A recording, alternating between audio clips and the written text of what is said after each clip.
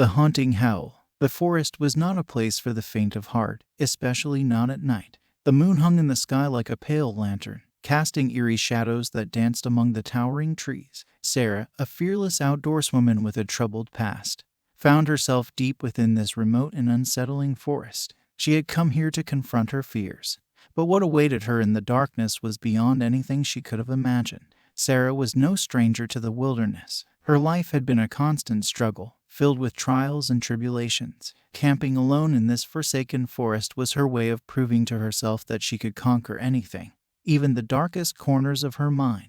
Armed with a lantern, she ventured further into the heart of the forest, determined to find the strength she had lost. As Sarah moved through the underbrush, she stumbled upon an old, weathered diary. Its pages were brittle, and the ink had faded with time.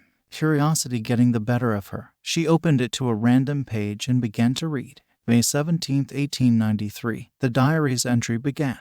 The haunting howl in these woods continues to torment my dreams. It is the sound of anguish, a cry for release from an eternity of suffering. I fear the spirit that dwells here. Sarah's heart raced as she read the cryptic words. It seemed that she was not the first to be haunted by the forest's eerie howl. She decided to push deeper into the woods, determined to uncover the source of the unsettling sound. The further she walked, the more the howling intensified. It was a chilling, mournful wail that seemed to seep into her very bones. Sarah could feel it in the pit of her stomach, a sense of dread that clung to her like a second skin. Then, as if conjured by the haunting melody, a figure emerged from the shadows. It was ghostly, ethereal, and seemed to be made of moonlight itself. The figure moved with an otherworldly grace, its eyes fixated on Sarah. She froze, unable to tear her gaze away. "Who are you?" Sarah finally managed to stammer, her voice trembling. The ghostly figure did not reply. Instead, it continued to approach, its presence sending shivers down her spine. Sarah's lantern flickered, casting eerie shadows that danced around the spectral form. As the figure drew near, Sarah could see a deep sadness in its eyes. It was a sadness that mirrored her own, a reflection of the pain and suffering that had haunted her for so long. "What do you want?" she demanded, her fear giving way to a fierce determination. The ghostly figure raised its hand and pointed into the distance, where the haunting howl seemed to echo from the very heart of the forest. Sarah understood. The figure wanted her to follow, to uncover the truth behind the haunting howl that echoed through the woods. With a resolute nod, she took a step forward, her lantern casting a dim, wavering light as she followed the ghostly presence deeper into the forest. The journey was treacherous, filled with thick underbrush and gnarled roots that threatened to trip her at every turn. The howling grew louder, filling the air with an unbearable sense of sorrow. It was as if the forest itself wept for the past. Finally, they reached a clearing, and in the center of it stood an ancient, gnarled tree. Its branches stretched out like skeletal arms, and in its hollow trunk, Sarah saw a faint, bluish light. It pulsed with an otherworldly energy, and the haunting howl seemed to emanate from it. The ghostly figure extended its hand toward the tree, its form flickering like a dying flame. Sarah could feel the presence's desperation, its need for release from the torment that bound it to this place. Without hesitation, she approached the tree and placed her hand on its bark. The moment her skin made contact, a rush of memories flooded her mind. She saw the figure in life, a tormented soul trapped in a tragic love story that had ended in betrayal and heartbreak. Tears filled Sarah's eyes as she realized the truth. The haunting howl was the cry of a soul in pain, a spirit bound to the tree by a love that had gone horribly wrong. It was a cry for release, for forgiveness. With a trembling voice, Sarah spoke the words that the spirit had been longing to hear for over a century. "I forgive you," she whispered. The tree shuddered, and the bluish light pulsed brightly. The ghostly figure let out a final, mournful wail before dissipating into the night, finally finding the peace it had sought for so long.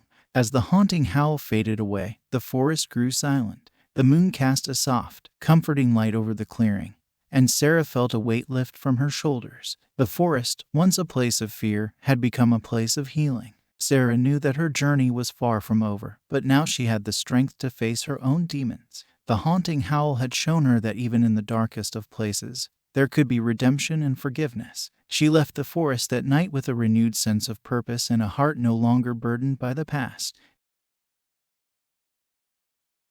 The campfire shadows. The ancient forest stood as a sentinel of time, its dense, towering trees whispering secrets of centuries gone by. At the heart of this primordial wilderness lay an isolated campsite, a place where the boundaries between the known and the unknown blurred. Alex, an experienced camper with a love for adventure, had chosen this remote location for his latest excursion. He yearned to test his survival skills, to prove to himself that he could conquer the wild. With a backpack filled with essentials, he ventured deep into the forest, far from the conveniences of civilization. As the sun dipped below the horizon, Alex reached the heart of the forest, where his campsite awaited. Setting up his tent and gathering firewood, he was filled with a sense of exhilaration.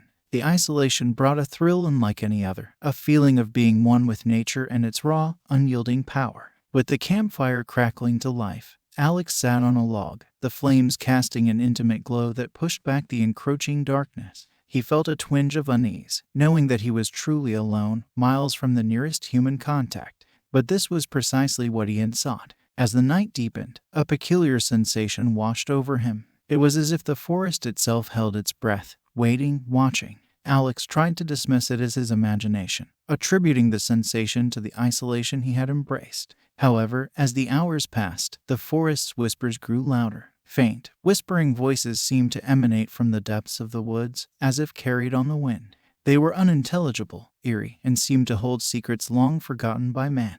Alex strained to hear more clearly, his heart quickening with a sense of foreboding. The shadows among the trees began to shift, their movements too deliberate to be mere tricks of the firelight.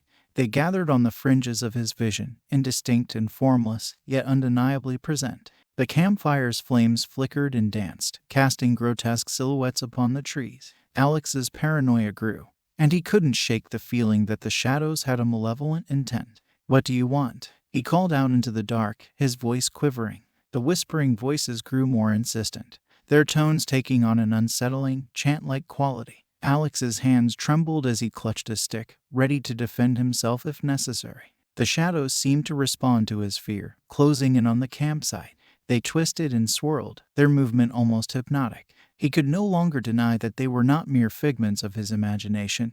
They were something else, something otherworldly. With the firelight waning, Alex made a fateful decision. He would confront these shadowy intruders. Gathering his courage, he stepped away from the campfire and moved toward the darkness, where the shadows congregated.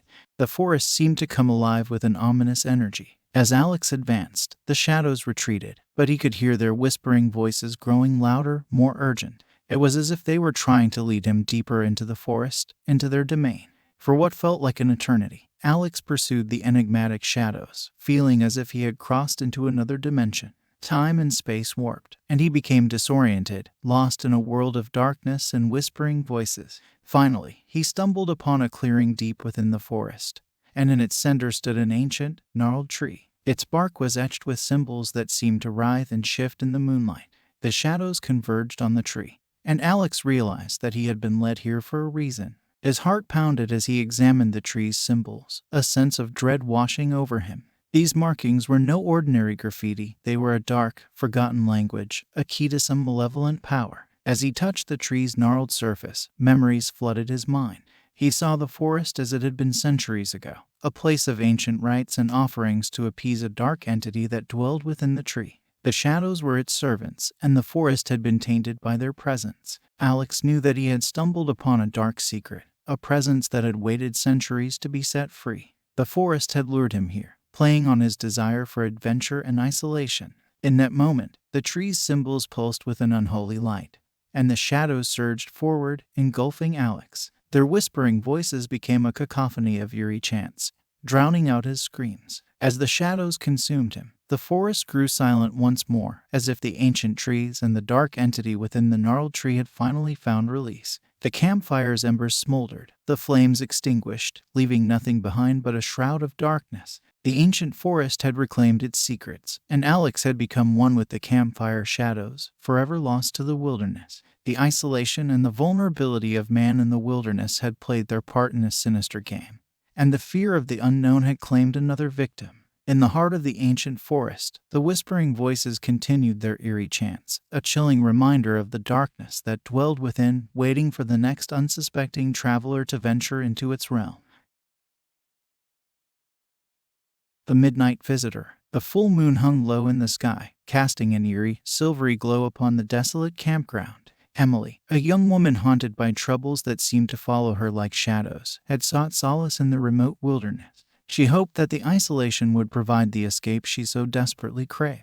The campground was nestled in a valley, surrounded by dense woods that seemed to breathe with a sinister life of their own. It was the perfect place to disconnect from the world, or so Emily had thought. As night fell and the moon ascended, she found herself alone in the quiet of the wilderness. She had arrived at the campground earlier in the day, setting up her small, weathered tent. The only source of light was the pale moon, and the only sounds were the whispers of the wind and the occasional rustling of leaves. It was a serene and isolated setting, precisely what Emily had desired. As she lay in her tent, listening to the symphony of the night, she tried to put her troubles behind her. The past had been a relentless tormentor, and she had come here seeking respite from the memories that clung to her like a shroud. However, as the clock struck midnight, the tranquil atmosphere of the campground shifted. Emily felt an inexplicable unease, a feeling that she was no longer alone.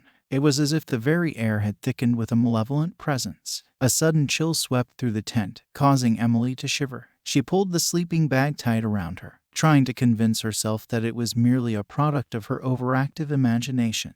Yet, the sensation of being watched persisted.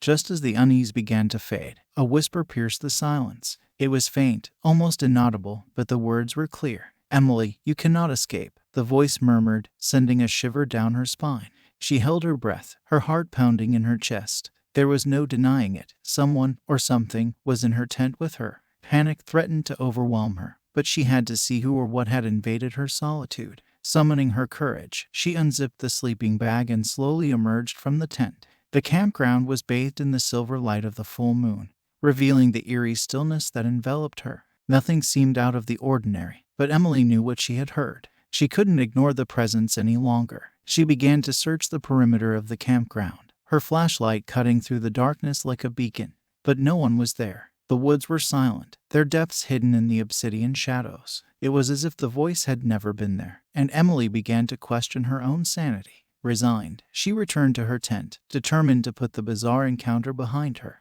She hoped that sleep would provide the escape she sought.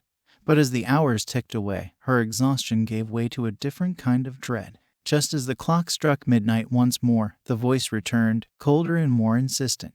"Emily, you cannot escape," it repeated, the words echoing through the tent like a chilling refrain. Emily felt a presence in the room, an unseen entity that lingered just out of reach. The air grew heavy, and the temperature plummeted, the cold seeping into her bones. She knew that the midnight visitor was real, and it was not bound by the laws of the living. Each night, the visitor returned, and with each visitation, Emily's fear intensified. The voice grew more sinister, its words carrying the weight of something ancient and malevolent. It knew her past, and it wanted her to remember. As the nights passed, Emily's body bore the marks of the visitor's torment. Bruises and scratches marred her skin, and she could no longer deny the reality of the situation. She was being visited by a vengeful spirit, one that seemed intent on forcing her to confront the darkness that had haunted her for so long. Desperate for answers, Emily began to research the history of the campground. It didn't take long to uncover the grim truth. The very land she had sought for refuge had a dark history, a history of tragedy and suffering. The campground had once been a place of rituals, of offerings to appease a malevolent entity that dwelled in the surrounding woods. It was a place where the veil between the living and the dead was thin, and where the past had a way of bleeding into the present. Emily realized that she had unwittingly stepped into a world where the sins of the past had not been forgotten. The vengeful spirit that haunted her was a victim of those ancient rituals, a tormented soul bound to the land.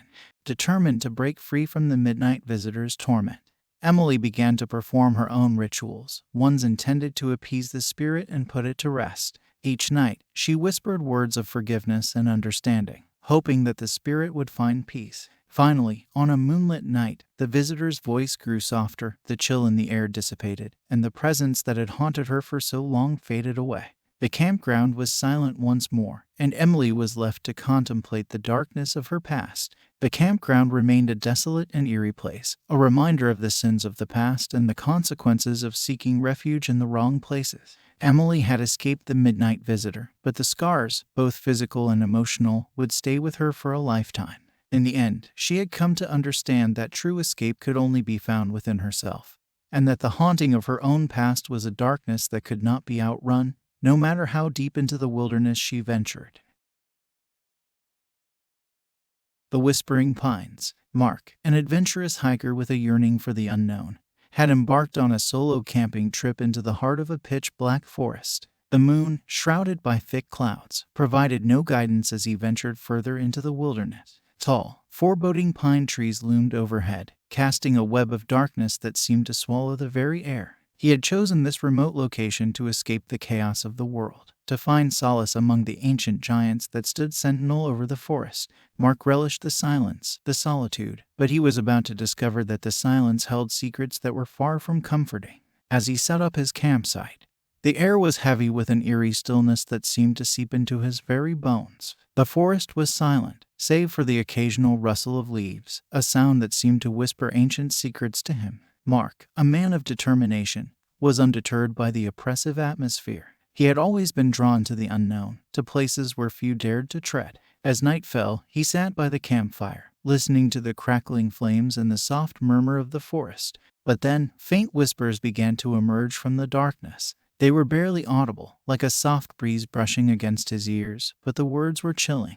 Come closer, they beckoned, and Mark could not resist the urge to follow their eerie call. With a flashlight in hand, he ventured into the inky blackness, guided by the whispered voices. The forest seemed to come alive, its towering trees closing in on him as if they were alive, their branches reaching out like skeletal fingers. The further he walked, the more the voices intensified, their words growing more insistent and sinister. They promised secrets, knowledge beyond his wildest dreams, and Mark felt compelled to uncover their mysteries. Finally, he reached a clearing deep within the forest, and in the center stood an ancient, gnarled pine tree. Its branches seemed to twist and writhe, and in its shadowy hollow, Mark saw a pale, bluish light. It pulsed with an otherworldly energy, and the voices seemed to emanate from it. The whispers urged Mark to touch the tree, to delve into the secrets it held. Unable to resist the lure of the unknown, he reached out and placed his hand on the gnarled bark. As soon as his skin made contact, a rush of memories flooded his mind.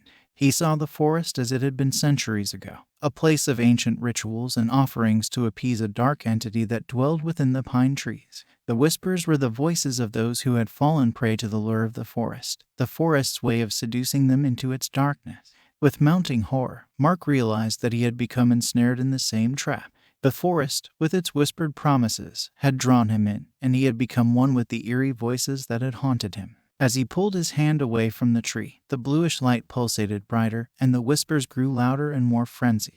Mark's mind reeled, and he could feel the presence of the forest, a malevolent force that sought to claim his soul. He tried to flee, but the forest's grasp was unyielding. The trees seemed to close in on him, their branches entwining like serpents, their whispers growing into an overwhelming cacophony. Mark's sanity began to crumble, and he felt as though he was losing himself in the darkness. With a final, desperate cry, he begged the forest for release, for forgiveness. He had been ensnared by its seductive whispers, and now he was trapped in a world of eternal darkness. The bluish light dimmed, and the forest released its hold on Mark. He stumbled back from the gnarled tree, his mind filled with the memories of those who had come before him, the souls that had been claimed by the forest's darkness. As he made his way back to his campsite, the forest was silent once more. The whispering voices faded into the night. Mark had escaped the lure of the unknown, but the darkness had left its mark on him, a reminder of the fragility of the human spirit in the face of the unknown. The forest, with its towering pine trees and whispered secrets, would forever remain a place of quiet dread and paranoia, a reminder that sometimes the darkness within us is the most terrifying unknown of all. Mark had succumbed to the lure of the forest, but he had also learned a chilling lesson about the depths of the human psyche and the consequences of seeking answers in the darkest corners of existence. The Vengeful Spirits. James, a skeptic of all things supernatural, had long dismissed the tales of vengeful spirits that were said to haunt the isolated campsite nestled beside the murky, haunted lake. He prided himself on his rationality and had come to the campsite to prove that the legends were mere folklore, the product of overactive imaginations. The campsite was a place of seclusion, hidden deep within the woods. Tall trees surrounded the lake, their branches casting long, ghostly shadows upon the water. It was the perfect place for James to set up his camp and test his theory. As night fell and the moonlight bathed the lake in an eerie glow, he believed that he was in for a quiet, uneventful night. With a campfire crackling, James sat by the lake shore, the ripples of the water lapping gently at the shore. He gazed out at the lake, determined to debunk the claims of malevolent spirits that were said to haunt it. He had his camera ready, determined to capture any unexplained phenomena. The night was still and silent, and James felt a sense of unease creeping over him. He tried to dismiss it as a product of his own skepticism, but as the hours passed, his unease grew. He couldn't shake the feeling that he was being watched, that unseen eyes were fixed upon him. Just as he began to contemplate turning in for the night, a soft, mournful wail echoed across the lake. It was a sound that sent a shiver down his spine, a sound that seemed to carry a deep sense of longing and despair. He turned his camera toward the lake, determined to capture the source of the chilling sound. It was then that he saw them, ghostly figures, their forms ethereal and translucent, gliding silently across the water's surface. The apparitions were pale and haunting, their eyes fixed on James. His heart pounded as he watched the spectral figures draw nearer. He could see the sadness in their eyes, a sadness that seemed to mirror his own growing unease. He knew that he couldn't explain what he was witnessing with his rational mind, and for the first time, he questioned his skepticism. The ghostly figures approached the shore, their movements graceful and otherworldly. They seemed to reach out to him, their hands passing through the air as if in search of something. James was paralyzed with fear, unable to look away from their haunting presence. As the apparitions faded back into the lake, James was left in a state of shock. The rational explanations he had relied upon no longer seemed to hold weight in the face of such inexplicable phenomena. He was left with a growing sense of dread, a sense that the lake held secrets that defied all reason. For the following nights, the ghostly figures returned, their presence becoming a nightly ritual. Each time, they drew nearer, their spectral forms becoming more distinct. James began to capture their images on his camera, but the more he learned about them, the more he realized the depth of their torment. The apparitions were the spirits of those who had met tragic ends in the lake, their lives cut short by accidents and misfortunes. They were bound to the lake, unable to move on to the afterlife, their unfinished business keeping them tethered to the mortal realm. As James delved deeper into the history of the campsite, he discovered a chilling revelation. The lake had a dark past, a history of secrets and tragedies that had been buried beneath the surface. It was a place where the living had ignored the warnings of the past, a place where the spirits sought to exact their vengeance. James realized that he had become an unwitting intruder in the spirits' realm, and his skepticism had only fueled their determination to make their presence known. He began to feel their anguish, their sadness, and their anger. The spirits wanted him to acknowledge their existence, to bear witness to their pain.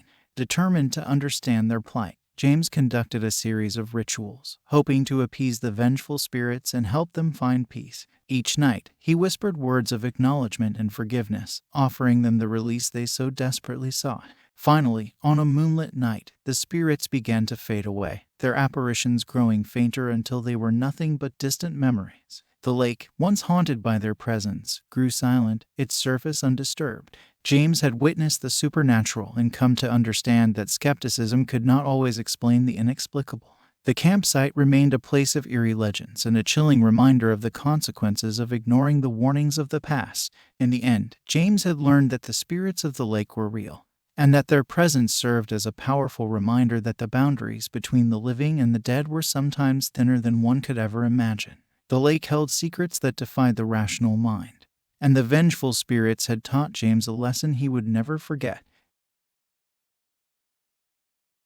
The curse of the lone camper. Rachel, a determined and headstrong camper, had always been one to defy warnings and embrace the unknown. She was drawn to the idea of conquering the untouched wilderness, of challenging the very fabric of the supernatural. So, when she heard whispers of a cursed and shadowy campsite hidden in a forsaken valley, her curiosity was piqued, and she felt an irresistible pull to explore it.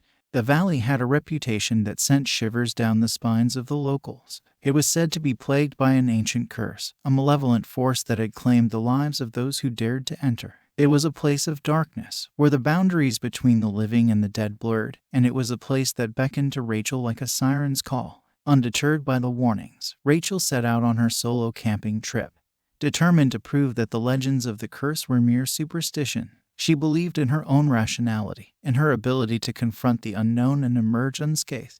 The Forsaken Valley was the perfect place to put her convictions to the test. As she arrived at the campsite, The atmosphere was oppressive, the air heavy with an ominous presence that seemed to permeate the very ground. The valley was shrouded in shadows, its ancient trees reaching out like skeletal fingers, their branches casting long, eerie silhouettes in the fading light. Rachel set up her camp, her determination unshaken by the oppressive atmosphere that surrounded her. As night fell, she stoked the campfire and settled in, determined to conquer her fear and prove that the curse was nothing more than a legend. However, as the moon ascended into the sky, the campsite seemed to come alive with a sinister energy. Rachel felt a presence, a malevolent force that seemed to have waited for her arrival. It was as if the valley itself had been stirred by her recklessness. Just as she began to doubt the wisdom of her decision, Rachel heard a soft, eerie whisper carried on the wind. It was a voice that seemed to emanate from the very shadows, a voice that sent chills down her spine. "You should not be here," it murmured, its words laced with a dark, ancient power. Rachel's heart raced as she looked around, trying to locate the source of the whisper. But there was no one in sight, and the valley remained silent and still. She felt as though she had stumbled into a realm where the supernatural was very real, a realm where the curse held sway. As the night deepened, Rachel's unease grew. She could hear faint, ghostly laughter in the distance, as if the valley was mocking her recklessness. She saw shadowy figures moving at the fringes of her vision, their forms indistinct and foreboding. The apparitions drew closer, their movements graceful and eerie. They were spectral and translucent, their eyes fixed on Rachel with a hunger that sent a shiver down her spine. She had never believed in ghosts, but now they seemed to surround her, their presence undeniable. Each night, the apparitions drew nearer, their voices filled with a haunting lament. They whispered of the curse, of the darkness that had claimed their souls, and they urged Rachel to leave the valley before it was too late. But she was determined to confront the supernatural and prove that the curse held no power over her. As she explored the campsite during the day, Rachel discovered an old journal hidden beneath a pile of rotting leaves. It was a journal that detailed the curse, a curse that had plagued the valley for centuries. It told of a vengeful spirit, a spirit wronged in life and seeking retribution in death. Rachel's heart sank as she read the journal, realizing that the curse was no mere legend.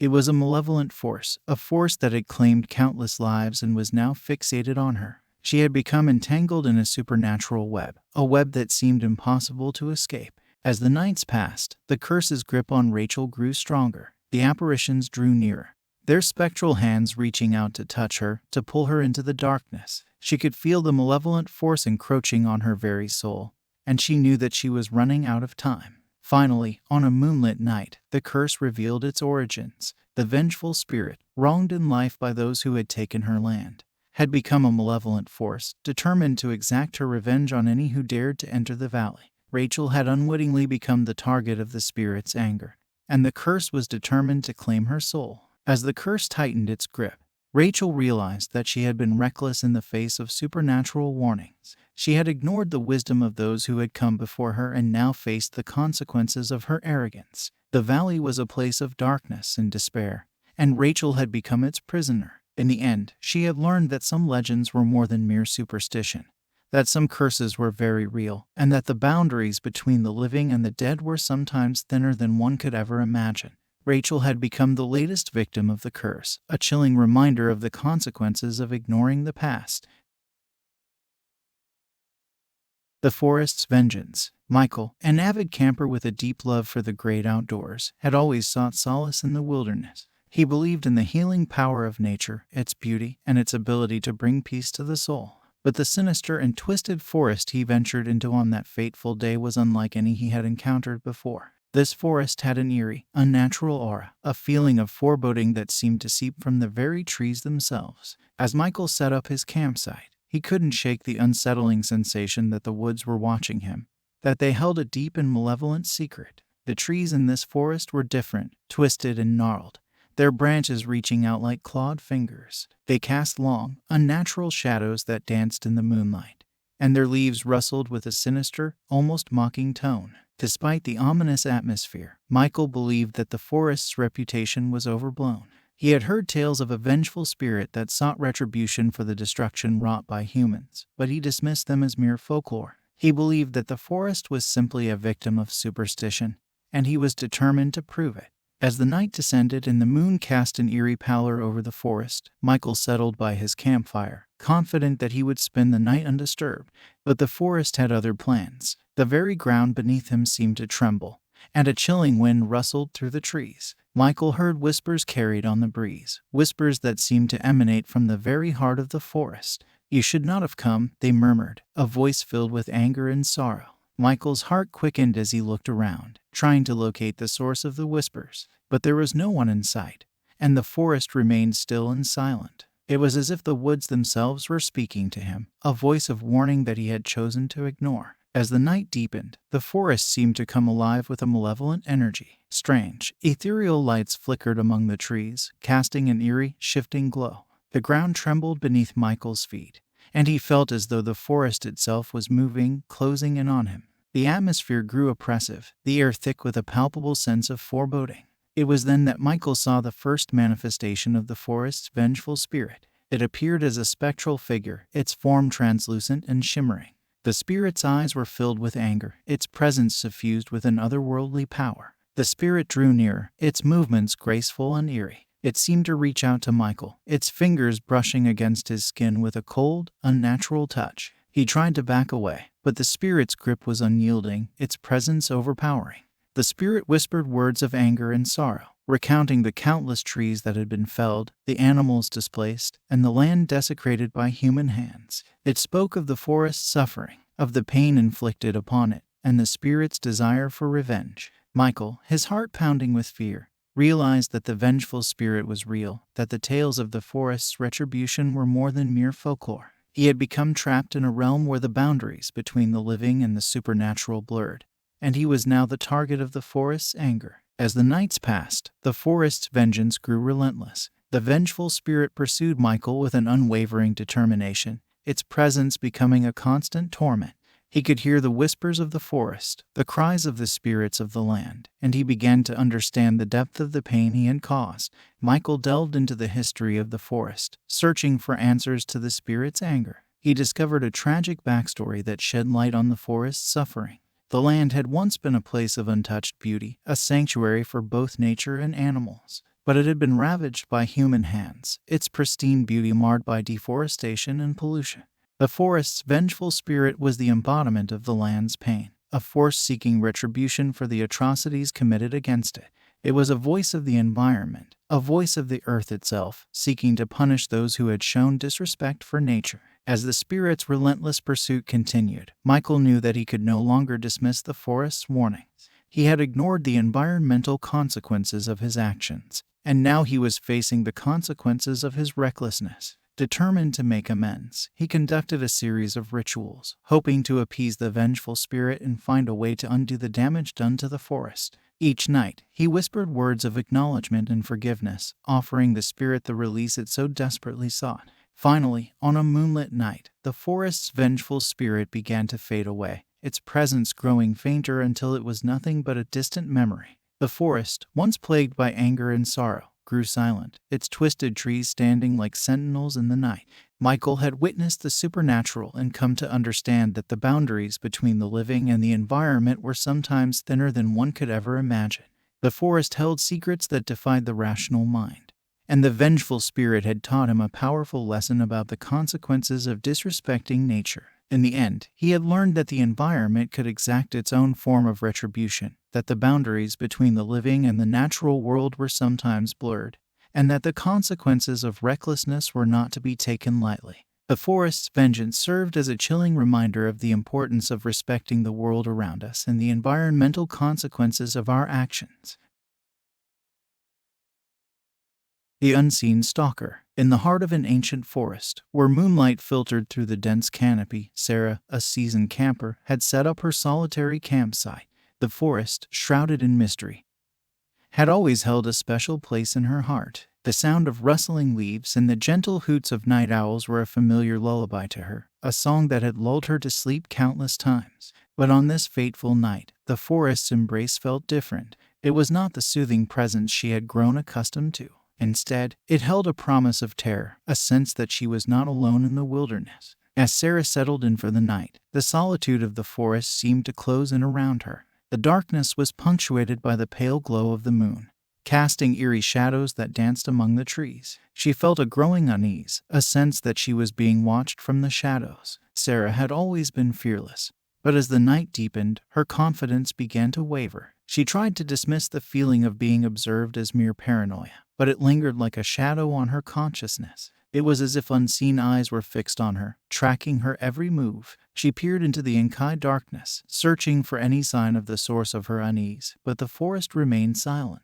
The only sound was the soft, whispering wind, carrying with it a feeling of foreboding. As she settled by the campfire, the warmth did little to ease her growing unease. The crackling flames cast long, flickering shadows that seemed to reach out like spectral fingers. She tried to concentrate on the sound of the fire, to drown out the sense of being watched. But then, a small, unsettling noise broke the silence. It was a soft, almost imperceptible rustling, the sound of something moving in the underbrush. Sarah's heart quickened, and she trained her gaze on the dark expanse of the forest. She saw nothing, but the sense of an unseen presence grew stronger. The feeling of being watched was now a tangible weight on her shoulders, a force that seemed to invade her very soul.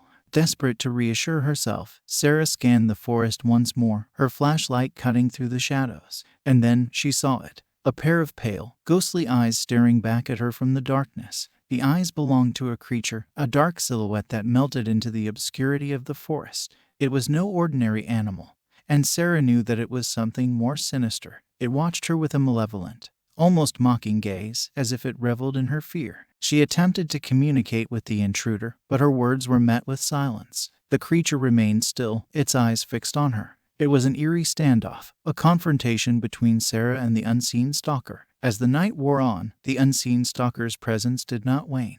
It continued to watch, to observe, and to unsettle. Sarah's paranoia grew with each passing moment, and she began to feel as though the forest had become a prison. The campfire, once a source of comfort, now cast long, grotesque shadows that danced around her. She could hear the creature's soft movements in the darkness, its presence an unrelenting reminder of her vulnerability. Determined to confront the stalker, Sarah ventured further into the forest, her flashlight piercing the inky blackness. But the unseen presence remained just beyond her reach, its eerie eyes following her every move. As dawn approached, Sarah was left with a growing sense of dread. The night had been a nightmarish ordeal, a relentless torment of being watched, of being invaded. She knew that she could not stay in the forest any longer, that the unseen stalker had claimed the solitude that was once hers. Desperate for answers, she conducted a thorough search of the forest, determined to uncover the stalker's identity.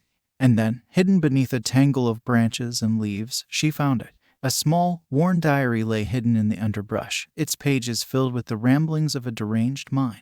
It spoke of an obsession, an insatiable desire to watch, to observe, to invade the lives of others. It was the diary of the unseen stalker, a testament to its twisted desires. As Sarah read the diary, the horrifying truth became clear. The stalker had been a hermit, a recluse who had taken refuge in the forest to escape the chaos of the world. But the solitude had driven the hermit to madness, and he had become a twisted voyeur, a creature that found pleasure in invading the lives of others. The diary detailed Sarah's every move, her actions, her fears, and her growing sense of unease. It was a chilling record of her torment, a reminder that the unseen stalker had been watching her from the shadows. In the end, the forest's vengeance was not supernatural, but a very real and human one.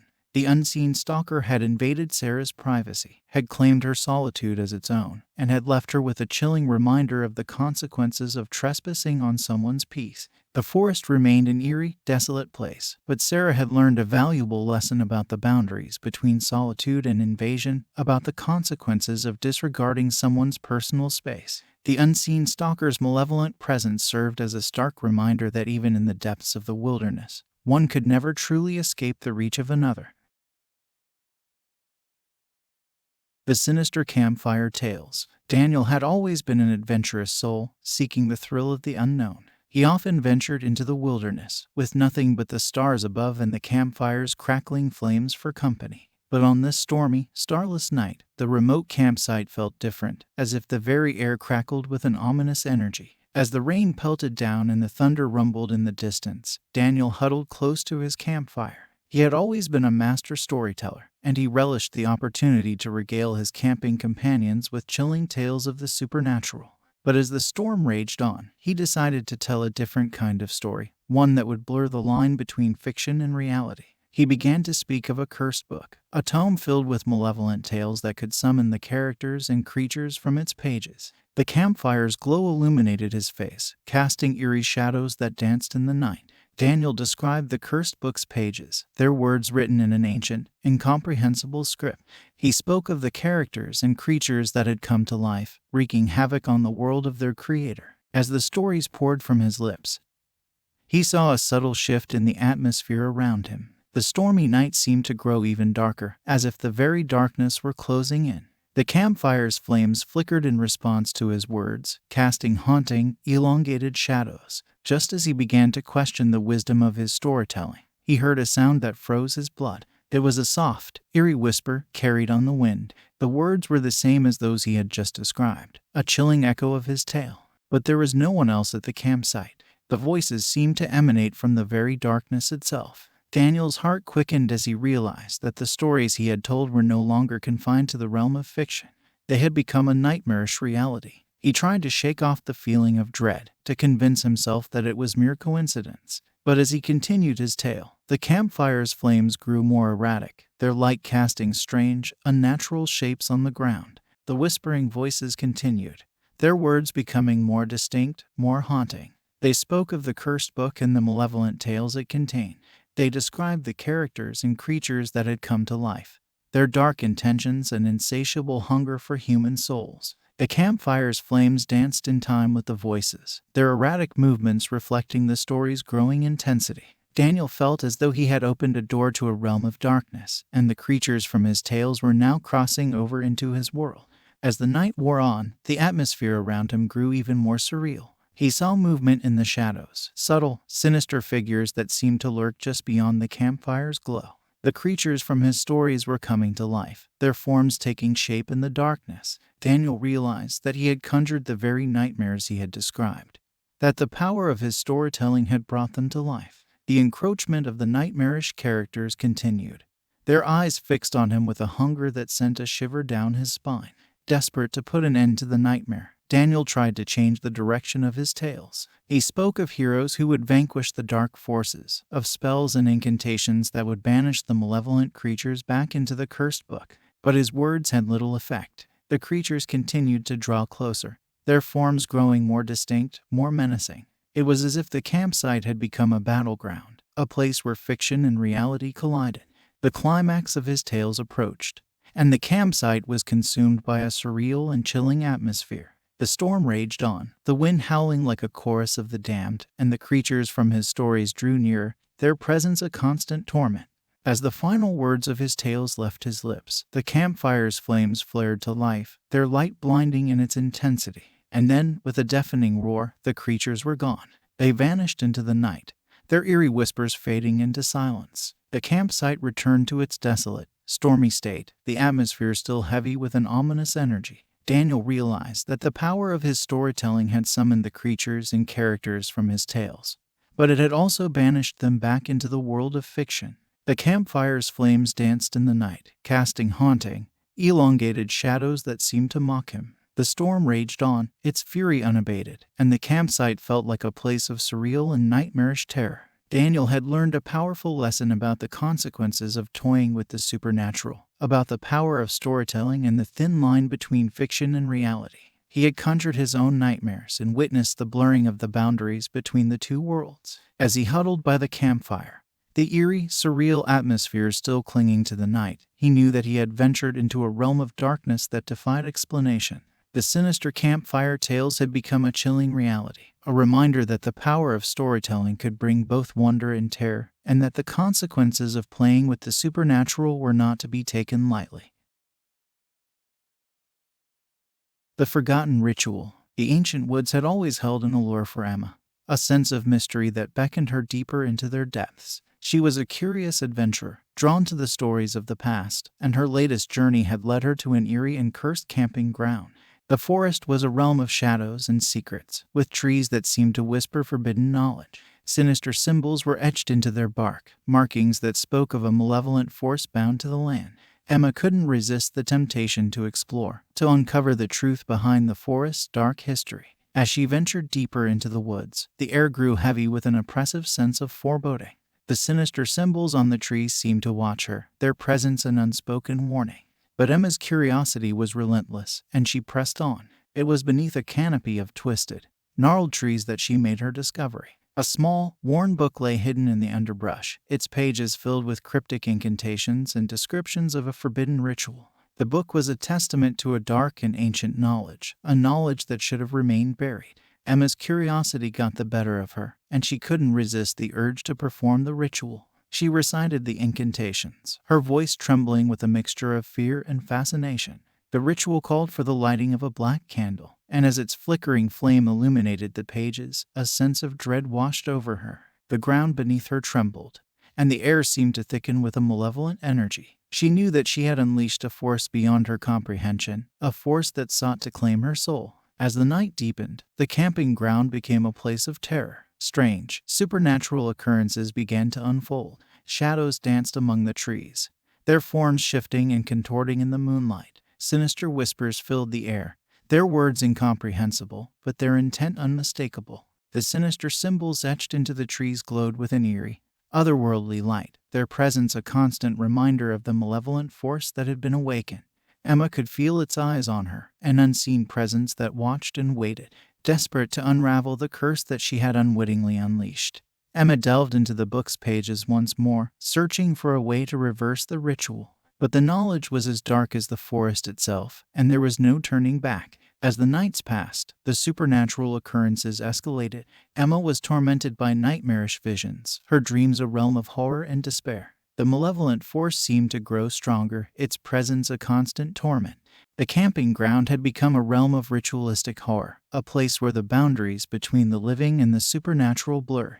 Emma felt as though she had ventured into a world of darkness, a world where ancient curses held sway. In her quest for answers, Emma uncovered a chilling revelation about the curse's origins. The forest had once been a place of dark rituals, a site where unspeakable acts had been committed in the name of forbidden knowledge. The malevolent force had been bound to the land, a guardian of the cursed knowledge. As the malevolent force closed in on her, Emma knew that her curiosity had led her to a perilous crossroads. She had meddled with ancient, forbidden knowledge, and now she was paying the price. The curse sought to claim her soul, to make her a part of the dark history of the forest. Desperate to escape her nightmarish fate, Emma made a final, desperate attempt to reverse the ritual. She recited the incantations once more, hoping against hope that it would be enough to banish the malevolent force. The ground trembled, and the air grew thick with tension as she lit the black candle. The flames flickered, casting eerie shadows on the camping ground. But this time, there was no malevolent force to answer the call.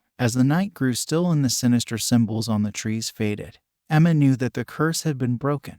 The malevolent force had been banished, and the forest had returned to its sinister, ancient slumber. Emma had learned a powerful lesson about the consequences of curiosity, about the danger of meddling with forbidden knowledge. The forgotten ritual had been a nightmarish journey into a world of darkness, a world where ancient curses held sway. The camping ground remained a place of mystery and malevolence, a testament to the power of the past. Emma had narrowly escaped the clutches of the malevolent force, and as she left the forest behind, she knew that the boundaries between the living and the supernatural were thinner than one could ever imagine. The forgotten ritual served as a chilling reminder of the consequences of toying with the dark and ancient forces that dwelled in the shadows.